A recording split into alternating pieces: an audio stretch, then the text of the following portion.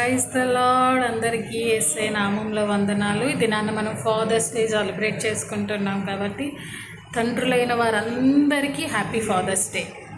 అయితే నేను నలుగురు ఫాదర్స్ని గుర్తు చేయాలని ఆశపడుతున్నాను. ఒకటి, పరలోకమందున్న మన తండ్రి అయిన యేసయ్య. యేసు ప్రభు వారు తన శిష్యులకు పరలోక ప్రార్థన చెప్తూ పరలోకమందున మా తండ్రి అని సంబోధించారు. ఆయనే మన మొదటి తండ్రి అయి ఉన్నారు.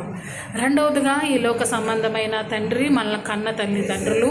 వాక్యం ఏం చెప్తుందంటే, మీ తల్లిదండ్రులను సన్మానించండి, అప్పుడు మీరు దీర్ఘాయుష్మంతులు అవుతారని వాక్యం చెప్తుంది. కాబట్టి మన తల్లిదండ్రులను సన్మానిద్దాం, గౌరవిద్దాం.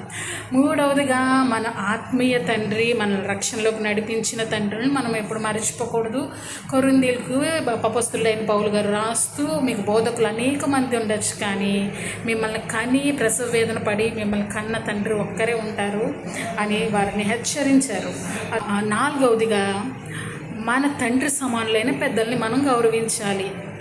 పత్రికల్లో రాయబడింది ఏమనంటే, తల నెరిసిన వృద్ధులు మన ముందుంటే మనం ఏం చేయాలంటే లేచి నిలబడి వారిని గౌరవించాలి. మన తండ్రి సమానులని వారిని భావించి లేచి నిలబడి వారిని గౌరవించాలని వాక్యం చెప్తుంది. కాబట్టి ఈ నలుగురు తండ్రులను మనము గౌరవిద్దాం, ప్రేమిద్దాం.